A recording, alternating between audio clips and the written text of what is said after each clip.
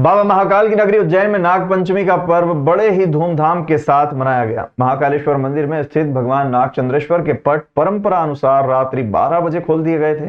महानिर्वाणी अखाड़े के महंत विनीत गिरी जी के द्वारा पूजन पाठ किया गया। पूजन के बाद मंदिर में रात से ही श्रद्धालु दर्शन कर रहे हैं। दर्शन का यह सिलसिला लगातार 24 घंटे तक चलता रहा। नागचंद्रेश्वर के साथ ही बाबा महाकाल के दर्शन की भी भक्तों की भीड़ उमड़ी हुई दिखाई दी। भक्तों को जिग-जैग में होते हुए फोल्डिंग ब्रिज से दर्शन करवाए गए। विश्व प्रसिद्ध बाबा महाकाल के दरबार में नाग पंचमी पर्व पर नागचंद्रेश्वर भगवान के दर्शन करने के लिए लाखों की तादाद में श्रद्धालु पहुंचते हैं। देर रात 12 बजे साल में एक बार नागचंद्रेश्वर के पट पूजन के बाद खोले गए। महानिर्वाणी अखाड़े के महंत विनीत गिरी जी द्वारा त्रिकाल पूजा की गई। भगवान नागचंद्रेश्वर को जल, दूध, दही, घी से पंचामृत अभिषेक किया गया। इसके बाद श्रद्धालुओं के लिए दर्शन शुरू किए गए। रात 12 बजे तक लाखों श्रद्धालुओं ने दर्शन किए। दोपहर 12 बजे शासकीय पूजन भी किया गया। वहीं शाम को पंडित पुजारियों द्वारा पूजन पाठ किया गया और देर रात 12 बजे मंदिर के पट फिर से बंद कर दिए गए, जो साल में एक बार खोले जाते हैं। विश्व प्रसिद्ध महाकालेश्वर मंदिर में नाग पंचमी पर भगवान नागचंद्रेश्वर के दर्शन की महत्ता है। यहाँ महाकाल मंदिर के शीर्ष पर भगवान नागचंद्रेश्वर का अति प्राचीन मंदिर है। इस मंदिर में नाग पर विराजित शिव पार्वती की अति दुर्लभ मूर्ति है। मान्यता है कि मंदिर में नागचंद्रेश्वर की प्रतिमा के दर्शन और पूजन से शिव पार्वती दोनों ही प्रसन्न होते हैं। साथ ही सर्प भय से भी मुक्ति मिलती है। नाग पंचमी पर नाग को दूध पिलाने की भी परंपरा है, इसलिए श्रद्धालु यहाँ नाग की प्रतिमा पर दूध चढ़ाने आते हैं। उज्जैन के नागचंद्रेश्वर मंदिर में स्थित मूर्ति 11वीं शताब्दी के परमार काल की है। नागचंद्रेश्वर मंदिर में स्थापित प्रतिमा में शेषनाग की सैया पर भगवान शिव तथा माता पार्वती के साथ भगवान गणेश और कार्तिक जी भी विराजित है। बताया जाता है कि यह प्रतिमा नेपाल से लाई गई थी। भगवान नागचंद्रेश्वर के दर्शन के लिए प्रशासन ने माकूल इंतजाम किए थे। सुरक्षा के साथ ही श्रद्धालुओं की सुविधा के लिए बैरिकेड लगाए गए थे ताकि दर्शन आसानी से हो सके। भगवान महाकाल के दरबार में स्थित नागचंद्रेश्वर का मंदिर वर्ष में केवल एक ही बार खुलता है। नाग पंचमी पर खुलने वाले इस मंदिर में दर्शन के लिए श्रद्धालु एक दिन पहले से ही कतार में लग जाते हैं। 1800 से अधिक पुलिसकर्मी और जिला प्रशासन के 500 से अधिक जिला प्रशासन के अधिकारी कर्मचारी यहाँ पर व्यवस्था में लगे हुए दिखाई दिए। जैसा कि हम सबको ज्ञात है कि भगवान महाकाल का यह प्यारा सा जो दिव्य प्रांगण है, भगवान महाकाल का जो दिव्य मंदिर है, उसमें तृतीय तल पर भगवान नागचंद्रेश्वर स्थापित हैं, जिसमें वर्ष में एक दिन के लिए 24 घंटे के लिए भगवान नागचंद्रेश्वर सभी श्रद्धालुओं को दर्शन देने के लिए यहाँ पर उपस्थित होते हैं। तो उसी पद्धति में आज नागपंचमी के पावन पर्व पर पूर्व परंपरा के अनुसार मंदिर के पट खोले गए और जो हमारी परिपाटी रही है, परंपरा रही है, श्री पंचायती अखाड़ा महानिर्वाणी के महंत के द्वारा पट खोलना विधिवत पूजन परंपरा जो रही, उसी परंपरा का निर्वहन करते हुए षोडशोपचार पंचोपचार पद्धति से भगवान का पूजन अभिषेक किया गया और उसके पश्चात भव्य रुद्राभिषेक किया गया। निश्चित रूप से हमारे यहाँ जो नागपंचमी का पावन पर्व है, त्रिकाल पूजा की परंपरा है, जिसमें कि 3 समय पूजन किया जाता है। तो ये पट खुले तो एक काल की पूजन हो चुका है। आज नागचंद्रेश्वर मंदिर के दर्शन प्रारंभ हो गए हैं। आज लगभग 12:15 बजे से दर्शन प्रारंभ करवा दिया गया है। तर्कराज पार्किंग से लेकर के यहाँ पर एंट्री करवाई जा रही है और लगभग 25 से 30 हज़ार लोग ऐसे हैं जो कि ऑलरेडी जो है लाइनों में आ चुके हैं और दर्शन कर रहे हैं।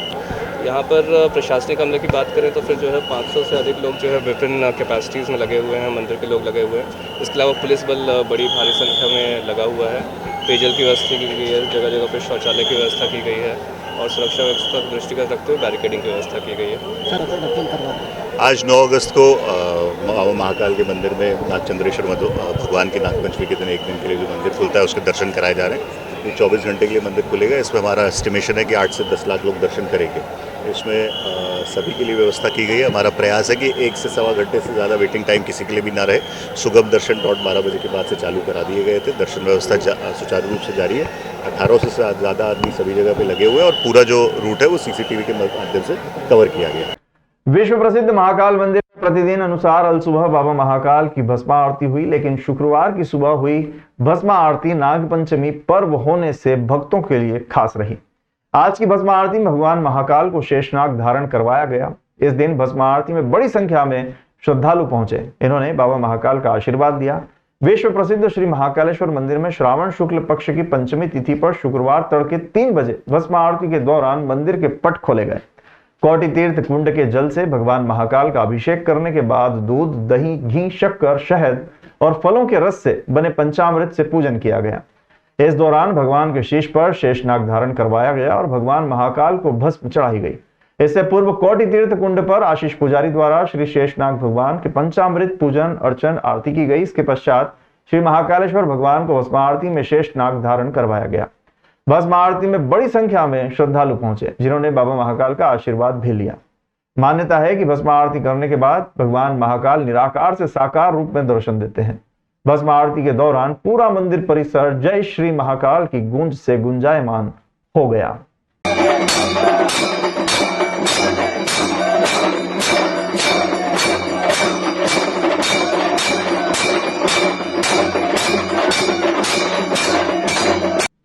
महिदपुर पुलिस ने न्यायालय के आदेश पर फरार वारंटी को गिरफ्तार किया है। थाना प्रभारी राजवीर सिंह गुर्जर ने बताया कि महिदपुर नगर के प्रतिष्ठित दूध व्यापारी आशीष पिता संतोष कुमार पालीवाल के विरुद्ध माननीय न्यायालय ने जून माह में गिरफ्तारी वारंट जारी किया था, लेकिन आशीष पालीवाल फरार चल रहा था, जिसे महिदपुर पुलिस ने माननीय न्यायालय के 138 में चल रहे प्रकरण में काफी समय से न्यायालय में पेश नहीं हो रहा था, फरार था।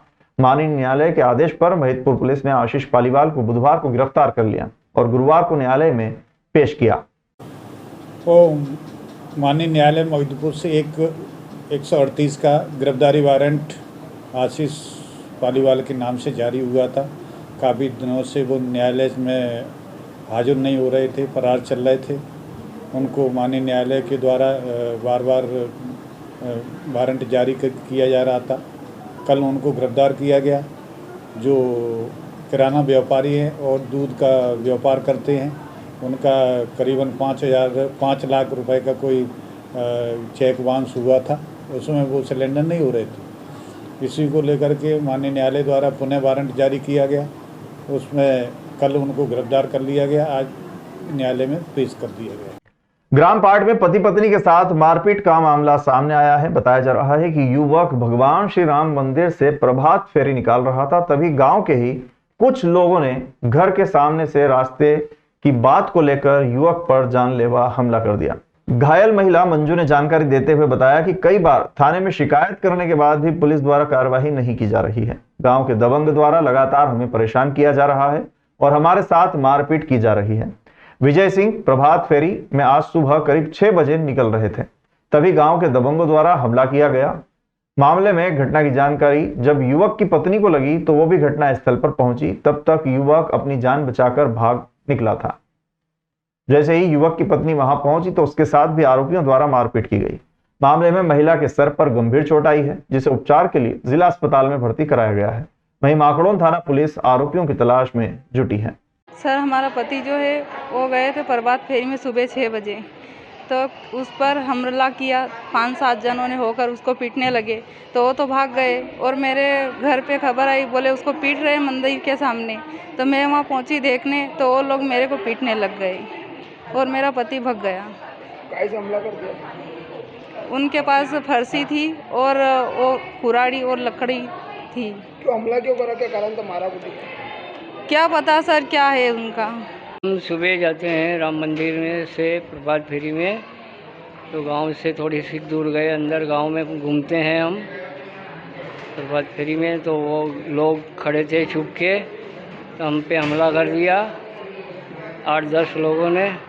2 जने घायल हो गए सर, और मेरे घर से आए देखने वहाँ पे कि किसको मारा किसको नहीं मारा, तो उस पर हमला कर दिया ना। हम भाग गए थे सर वहाँ से।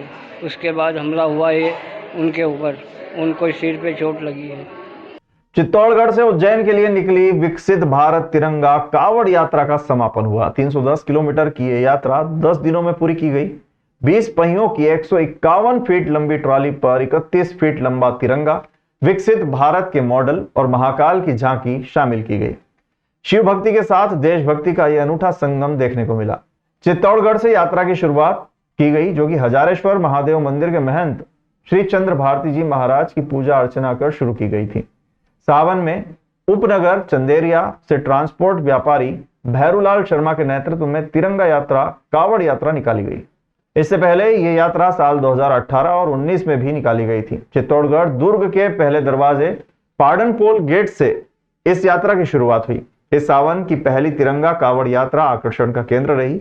यह तिरंगा कावड़ यात्रा नया गांव, नीमच शहर, भाटखेड़ा, मल्हारगढ़, पिपलिया मंडी, मंदसौर, ढोटर, जावरा, नागदा, उन्हेल होते हुए उज्जैन पहुंची, जहां पर कावड़ियों ने महाकाल बाबा के दर्शन कर अभिषेक किया। भैरवलाल शर्मा ने बताया कि इस कावड़ यात्रा में शिव भक्ति के साथ साथ देशभक्ति को भी दर्शाया गया है। उन्होंने इस बार तिरंगा कावड़ यात्रा की थीम विकसित भारत रखी है। इसमें 151 फीट लंबे 20 पहियों पर बने स्ट्रक्चर की ट्रॉली पर तिरंगे के साथ मिशन चंद्रयान 3, आदित्य L1 यानी सूर्ययान, गगनयान, नया संसद भवन, महाकाल लोक, काशी विश्वनाथ कॉरिडोर, विश्व का सबसे ऊंचा रेलवे पुल चिनाब, भारतीय सेना, अयोध्या का राम मंदिर, भारतीय रेलवे व एक्सप्रेस हाईवे जैसे मॉडल प्रदर्शित किए गए। 2018 में मैंने 151 फीट तिरंगा कावड़ यात्रा निकाली थी चित्तौड़ से उज्जैन। उसके बाद 2019 में 303 फीट फ्लैग था मेरे साथ। शिव भक्ति के साथ देशभक्ति का जज्बा जगाने का प्रयास कर रहे हैं। और इस साल हमने इसमें थोड़ा चेंज करके विकसित भारत नाम दिया इस तिरंगा यात्रा को, जिसमें विगत 10 साल में जो भारत में जो विकास हुआ, जिस क्षेत्र में हुआ, विज्ञान में हो, रेलवे में हो, सड़क में हो, भारतीय सेना हो, तो जो भी विकास हुआ, जिस गति से हुआ, उसको प्रदर्शित करने का एक प्रयास किया था मैंने छोटा सा। और वही उद्देश्य लेके शिव भक्ति के साथ देशभक्ति और विकसित भारत को विकसित बनाने का जो सपना था वो अपन देखने को मिल रहा है। और यही संदेश चित्तौड़ से उज्जैन तक आम जनता तक पहुंचाने का मेरा छोटा सा प्रयास है। कितनी बड़ी यात्रा है आपकी? ये 151 फीट लंबा स्ट्रक्चर है मेरा।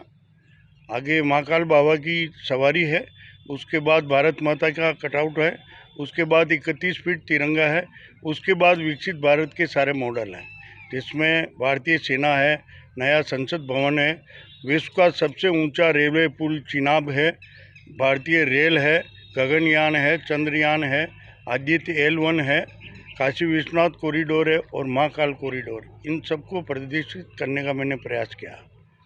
लाडली लक्ष्मी के नाम पर ठगी करने की शिकायत सामने आई है। तराना में महिलाओं को लाखों रुपए का लालच देकर शासकीय योजना के नाम रसीद काटी जा रही है।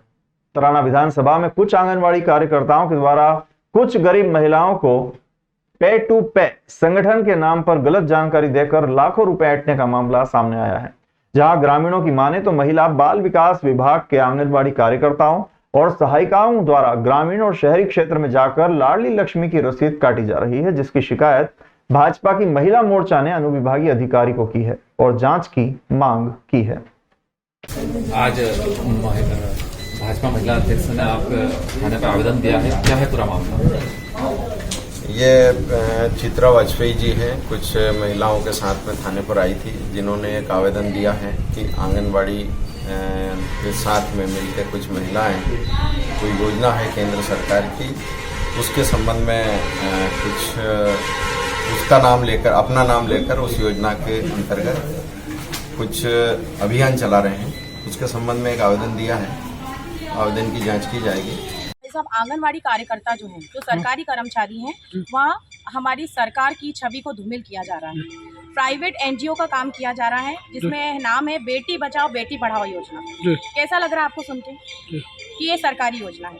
लेकिन जब इसकी रसीद आती है तो उस रसीद में लिखा है पे टू पे NGO राजस्थान जयपुर। तो ये जयपुर का काम NGO काम कर रहा है यहाँ पे। और ये काम कौन कर रहा है? आंगनवाड़ी कार्यकर्ता ये काम कर रही है। तो ये प्राइवेट काम है, तो सरकारी कर्मचारी ये काम कर नहीं सकते हैं। तो वो किसके कहने पे ये काम किया जा रहा है? क्यों महिलाओं को गुमराह किया जा रहा है? तराना की कितने बालिकाएं जिनकी रसीद कटी है 500 रुपये की? हमको तो सूचना मिली है, मैंने बाल विकास अधिकारी से भी बात की तो उन्होंने बोला कि हमको नहीं पता। आपको नहीं पता तो कैसे काम चल रहा है? आप अधिकारी हैं कि क्या हैं? अधिकारी होने के बावजूद आपके नीचे बेखौफ काम कर रही है महिलाएं, आपको ये भी नहीं पता। और 450 रसीदें आप बोल रहे हैं, हो सकता है 4000 रसीदें हों, आप हमको नहीं बता रहे हो।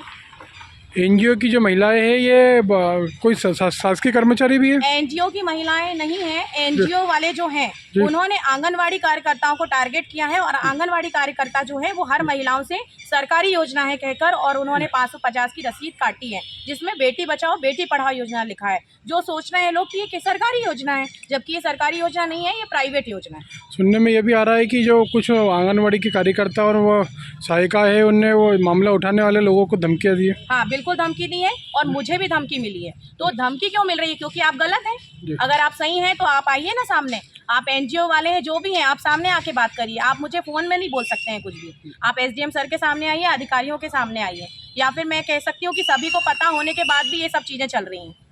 ओम गुरु कृपा राखी गिफ्ट और आकर्षण के साथ अमीर से अमीर और गरीब से गरीब के लिए सबसे सस्ती और नई डिजाइन में राखी उपलब्ध करा रहा है। 24 वर्षों की शान, ओम गुरु कृपा का नाम और भाई बहनों का त्योहार। जी हाँ, राखी आते ही एक प्रेम एवं उत्साह का माहौल छाने लगता है।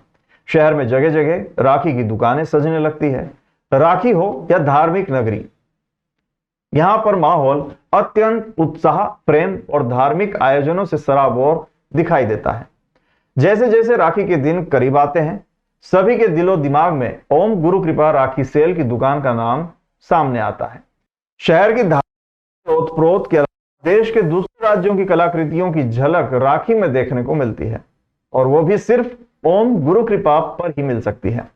2001 से आपकी सेवा में उज्जैन शहर में मध्य प्रदेश का रेट एवं क्वालिटी में नंबर 1 काउंटर हमारे यहाँ दिल्ली, मुंबई, अहमदाबाद, कलकत्ता, बड़ोदरा, राजकोट, अलवर, हैदराबाद, जोधपुर सहित कई शहरों की फैंसी राखियों का विशाल कलेक्शन है। आप सेवा का मौका दें और राखी के त्योहार को उत्साह से मनाएं।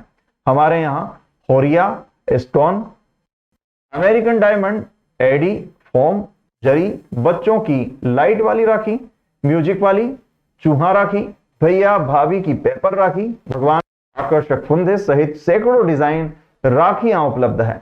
इतनी डिजाइन और रेट मध्य प्रदेश में कहीं भी बताने पर 10,000 का नगद इनाम है।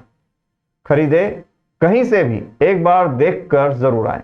राखियों के साथ गाजी की लट, गोपाल डेकोरेशनरी पोशाक और श्रृंगार, गुलाल लाइटिंग, मन स्टिकर, रंगोली आदि पतंग door, Ram Mohan talkies road, Kalidas school के पास, उज्जैन। हम हमेशा 22-23 वर्षों से उज्जैन में राखी का होलसेल व्यापार कर रहे हैं और हमारे लोग रेट और वैरायटी के कारण ही आते हैं। हमारे 3000 से अधिक वैरायटियाँ उपलब्ध है।